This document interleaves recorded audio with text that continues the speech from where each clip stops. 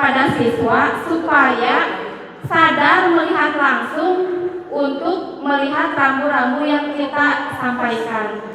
Boleh dilanjut? Nah, ini ada kesadaran, ada contoh videonya, kita simak tapi cuma sedikit ya.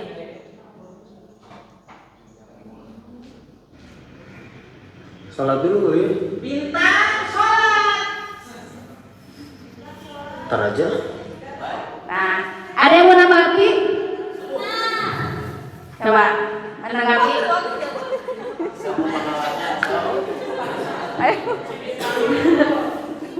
Pernah, karena kan kalau di rumah kayak disuruh nyapu, sebenarnya udah ada niat buat nyapu rumah tuh, tapi kalau disuruh ya nyapu, sampai ke ibu. Ya, berarti itu yang tadinya kita sadar ya akan melakukan hal, tapi karena ada perintah, jadi brain reptil kita itu bangun dan bergerak, tidak mau bergerak dalam diri kita. Nah, ini salah satu contoh kesadaran versus paksaan. Nah, di kita sudah menjalankan kesadaran sebetulnya ada proses dulu, seperti ada kegiatan sholat duha ya. Ini kegiatan sholat duha ini kan awalnya ya memaksa, tapi karena berjalan setiap hari gitu ya, sehingga siswa itu adanya kesadaran untuk melakukan. Itu langsung aina duha padahal tidak persiapan. Nah, itu yang tidak dipersiapkan menjadi paksaan. Agus lanjut. Nah, kemudian di dalam diri kita itu ada 10 tombol daya perintah dalam diri.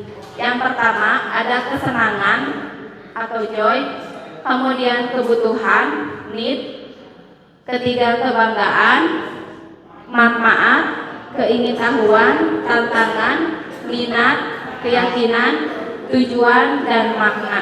Nah, Bapak Ibu, adanya di ruangan ini tombol yang mana yang berada di dalam diri kita? Kebutuhan, tantangan, semuanya ya, hebat. Jadi setiap orang pasti memiliki tombol daya perintah dalam diri. Nah, ini jadi acuan kita untuk mengelola atau mengontrol emosi. Nah, ini mengelola emosi itu ada di jurus 2, tapi kita fokus ke sini ya. Boleh lanjut. Nah, kemudian ini pembiasaan berbasis kesadaran. Ada disiplin biasa dan ada disiplin positif. Nah, kalau disiplin biasa itu karena faktor eksternal seperti paksaan. Berarti kira-kira aturan yang ada di sekolah itu paksaan atau kesadaran? Paksaan. Nah, bisa menjadi positif apabila nanti kita dalam tim pengembang bisa mengevaluasi dengan kata-kata yang lebih positif. Jadi guru itu tidak menjadi motivator saja, tetapi menjadi inspirator. Bagus, lanjut. Nah, ini menurut Kak Seto, jangan mimpi punya anak yang penurut. Kita justru akan frustasi. Mimpilah punya anak yang mandiri dan bisa kerjasama. Ya. Jadi betul, ketika anak terus dipaksa, bukan ada mengikuti, tetapi akan menjadi tantrum dan berontak. Lanjut. Nah, ini bagaimana kebiasaan terbentuk? Yang pertama, kita harus ada petunjuknya dulu, ya. Yang kedua ada gairah, kemudian respon dan reward atau ganjaran. Ibaratnya misalkan kita punya HP. HP itu sebagai petunjuk. Nah, kemudian berbunyi. Nah, itu kan gairah, kita ingin kepo, apa ya itu, ada panggilan dari siapa atau pesan dari siapa. Kemudian respon, kita membuka tindakannya. Nah, setelah membuka, kemudian reward dan ganjarannya itu kita mendapatkan informasi dari handphone tersebut. Nah, kebiasaan terbentuk itu kita harus meliputi 4 pola yang seperti itu. Boleh lanjut, bagus. Nah, Bapak Ibu, ini yang tadi saya singgung tentang otak reptil kita. Ibaratnya otak reptil kita itu dinosaurus. Nah, dinosaurus ini yang awalnya itu terbangun karena kita terganggu dalam paksaan. Awalnya otak reptil kita itu tertidur. Misal, ini contohnya lari sehari 10 km. Yang sering kita inginkan, tidak bidangkan, saya ingin diet, misalkan ya. Ini pasti Bapak Ibu ingin mencoba menguruskan. Tapi langsung saya sama Bu Rita, bikin salad yuk tiap hari. Cuma bertahan berapa hari Bu Rita? Tiga hari ya, paling juga. Ini adalah salah satu contoh kebiasaan. Ketika aku mau lari sehari 10 km, langsung berlari dalam waktu hari ke-1, ke-2, ke-3 masih semangat. Tapi ke-5, ke-6, ke-7, ke-8 dan kesananya terus menurun dan kita pun terus tidak bersemangat. Karena apa? Tadi otak reptil kita yang tertidur itu terbangunkan sehingga mengancam atau mengacaukan aktivitas yang kita terjadi. Jadi kita itu boleh. Nah, ini yang konsistennya dari kesadaran menuju kebiasaan yang konsisten, bertahap saja. Jangan sampai ingin turun 10 kilo dalam 1 minggu, nggak mungkin ya. Jadi kita bertahap saja. Yang pertama berarti kita dari berangkat sekolah sampai pulang sekolah bisa jalan kaki misalkan. Kemudian hari berikutnya mengurangi makan minuman yang manis-manis misalkan. Kalau kita ada targetan untuk diet. Begitupun sama ini juga ketika ada perjalanan 10 kilo. Sehari kita bertahap 1 kilo sampai menyusun 7 hari dan sampai kesananya insya Allah kita akan semakin bertambah. Nah, karena ini kekonsistensiannya, bukan karena paksaan yang tadi malah menghancurkan rencana kita. Ya. Lanjut. Nah, di sini orang tidak menentukan masa depan mereka. Mereka lah yang menentukan kebiasaan mereka dan kebiasaan mereka lah yang menentukan masa depan mereka. Ya, masih ada. Nah, lanjut aja. Nah, Bapak Ibu, di situ ada modul di LK ini tentang 7 hari kebiasaan kita membangun untuk lebih konsistensi. Di situ menjelaskan 7 hari ke belakang Bapak Ibu itu tidur jam berapa, kemudian bangun jam berapa. Karena dari mulai kita bangun tidur sampai kita bangun kemudian beraktivitas itu akan menentukan kestabilan emosional kita sehingga akan lebih menjadi konsisten.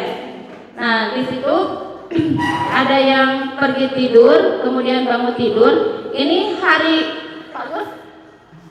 pertamanya itu berarti sebelumnya, bukan hari ini ya. Yang kemarin berarti tidurnya jam berapa diingat-ingat lagi. Kemudian bangun tidurnya jam berapa diingat-ingat lagi. Itu boleh diselesaikan sampai 7 hari. Berarti hari ini tuh hari ke-7 dari Bapak Ibu bangun dan tidur. Nah, itu mungkin ya riwayat kebiasaan tidur 7 hari ke belakang. Jadi ini yang akan mempengaruhi Bapak Ibu penyebab tidur telat apa, kemudian ketika tidur begadang resikonya seperti apa, dan mencapai ke aktivitas sehari-hari kita itu apakah akan positif atau tidak.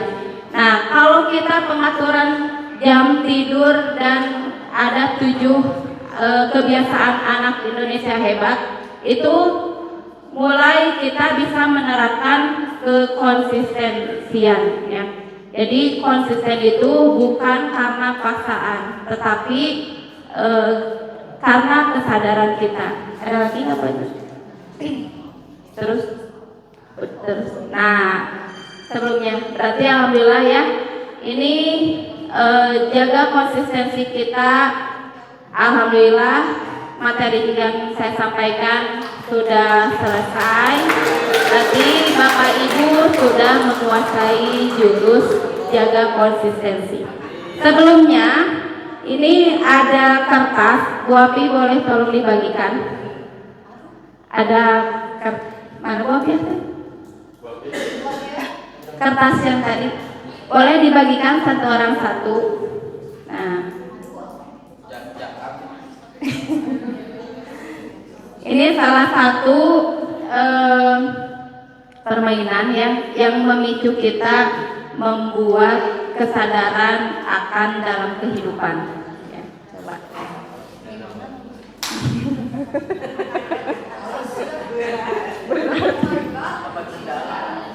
Ya, Bapak Ibu yang sudah memegang kertasnya, jangan terpacu kepada catatannya, itu hanya kertas yang tidak terpakai saja.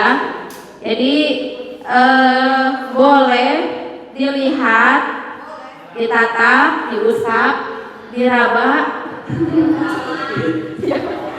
Itu Bapak Ibu bagaimana caranya supaya bisa masuk ke dalam kertas itu? Coba ya, dalam waktu 1 menit ya, kita belajar bagaimana caranya kita masuk ke kertas itu. Jangan dihiraukan saja tulisan-tulisan yang ada di kertas itu. Ya, bagaimana coba? Bisa seluruh badan kita itu masuk ke dalam kertas tersebut. Ya, bebas terserah Bapak Ibu apakah mau menulisnya, menggambar, atau yang penting kertas itu tidak berkurang. Ya. Tidak berkurang sedikit pun. Jadi Bapak Ibu itu sudah mendapatkan kertas 1 lembar. Bagaimana caranya tubuh kita masuk ke dalam kertas itu? Ya.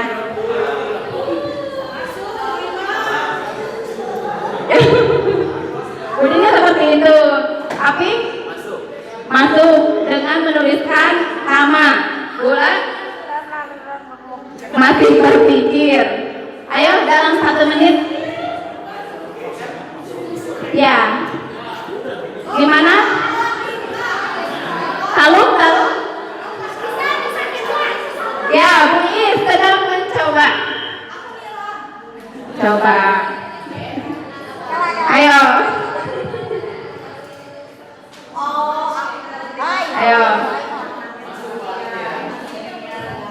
Daya. Ini pernah ada yang tahu? Oke. Mau tahu Bapak Ibu caranya?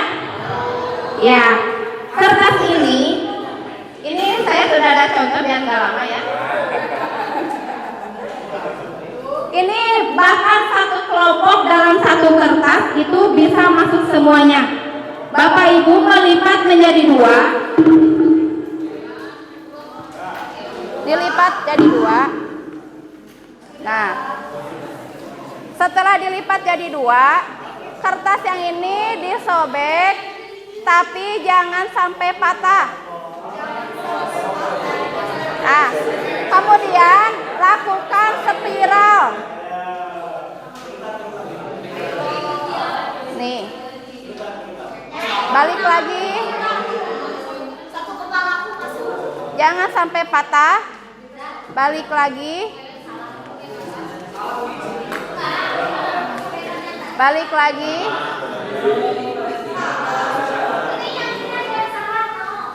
Nah, coba udah ada yang berhasil Bu ya, sudah? Nah, Ini kalau pakai gunting akan jadi lebih besar ya. Bahkan 10 orang bisa masuk ke dalam kertas ini. Ya.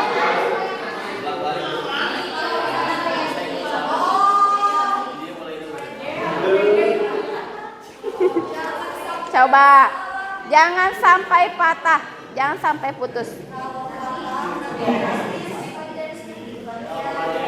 Nah, setelah terakhir dibuka.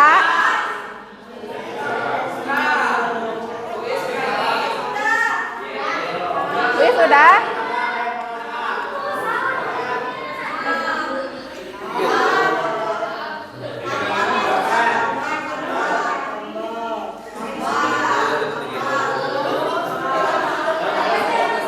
Coba.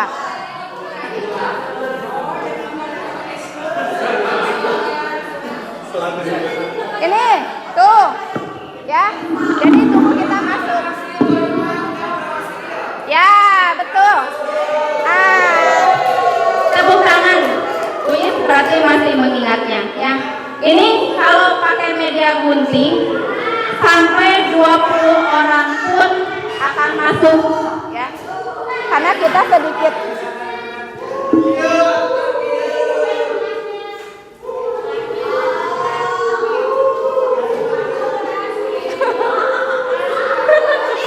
Ya, baik. Bisa Bapak Ibu?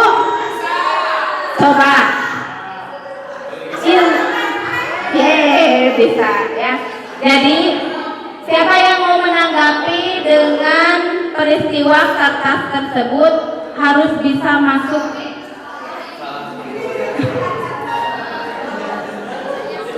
Ayo. Pak Wandi tengahnya disobek. Jadi bisa berkalung. Nah, terus ya, tepuk tangan Bapak Ibu buat kita semua ya. Jadi substansi dari kertas tersebut, sesulit apapun masalah yang kita hadapi pasti akan ada jalan keluar ya. Kemudian kata-kata hal ini, jadi kita itu tidak boleh langsung berputus asa. Iya, kamu mustahil ya. Kita ingin ke Mekah, tidak punya uang, asa itu mustahil. Tapi ternyata kertas pun bisa membawa kita sampai berpuluh-puluh orang kalau kita bisa dan tahu jalannya ya. Terima kasih Bapak Ibu atas perhatiannya. Cukup sekian dari saya. Assalamualaikum warahmatullahi wabarakatuh.